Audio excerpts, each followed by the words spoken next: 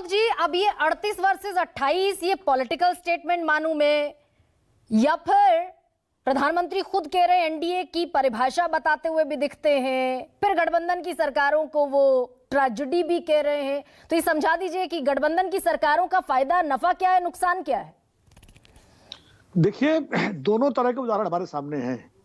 गठबंधन की सरकारों ने भी अच्छे काम किए हैं और पूर्ण बहुमत की सरकारों ने भी ऐसे काम किए जिससे जनता परेशान हुई है। त्यागी जी ने कुछ उदाहरण दिए कि इमरजेंसी भी एक मजबूत सरकार ने लगाई और नोटबंदी भी एक मजबूत सरकार ने की। और हमारे मित्र वाजपेयी जी कह रहे थे कि हमने दलित वाले मामले पे जो है सरकार को कन्विंस किया, लेकिन क्या नोटबंदी पर आप कुछ बोले या किसान कानून पर आप कुछ बोले?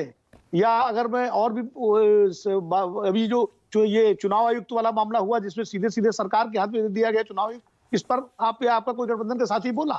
तो सब राजनीतिक दल सुविधा की राजनीति कर रहे हैं।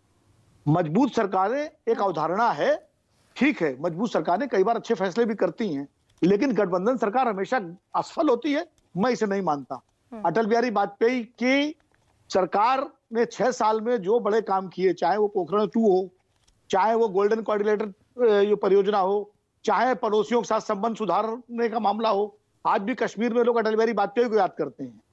इसी तरह मनमोहन सिंह की सरकार ने अमेरिका के साथ न्यूक्लियर डील की, जिसके बाद एक कदम भी हम आज तक आगे नहीं बढ़ पाए एनएसजी की मेंबरशिप लेने के लिए।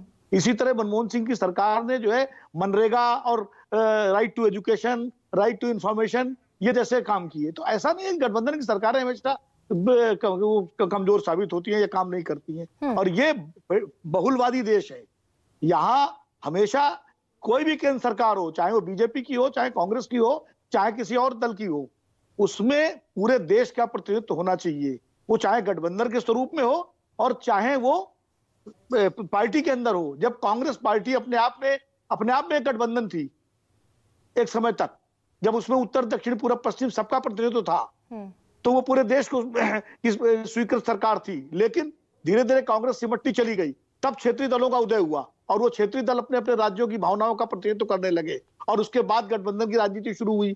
89 का उदाहरण त्यागी जी बैठे हुए हैं, विनोद जी, इस बात को क्या समझा सकते हैं आप कि क्योंकि प्रधानमंत्री के बयान को अगर गंभीरता से और उसमें लेफ्ट और राइट दोनों, गुरु प्रकाश जी की पार्टी बीजेपी और उधर कम्युनिस्ट पार्टी, दोनों सरकार को अपने कंधों पर उठाए हुए थी। ठीक है, मैं समझना ये चाहती हूँ कि क्या जो पिछले 30 गठबंधन का नारा दिया गया था, वो नैरेटिव बनाया गया था। तो ये राजनीतिक सुविधा के हिसाब से राजनीतिक दल अपने नैरेटिव बदलते रहते हैं, अपने नैरेटिव बदलते हैं। लेकिन इस बयान के पीछे की सच्चाई भी समझाइए कि 30 साल बर्बाद हुए क्या? 84 में लास्ट अंतिम बार पूर्ण बहुमत की सरकार बनी और अब 3 दशक बाद ये पूर्ण बहुमत की सरकार 2014 में बनी। तो वो 30 साल बर्बाद हुए देश के, या फिर कुछ नोटेबल हुआ इस देश में गठबंधन की सरकारों में?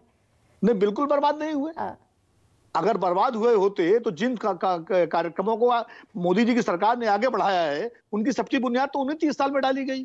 चाहे वो इंफ्रास्ट्रक्चर क्षेत्र में अटल जी का किया हुआ काम हो, चाहे वो मनमोहन सिंह की सरकार के काम हो। आज मनरेगा जो है चल रही नहीं चल रही है, या अगर आज 80 करोड़ लोगों को खाना दिया जा रहा है तो राइट टू फूड जो यूपीए के टाइम में आया था उसी कानून के तहत दिया जा रहा है।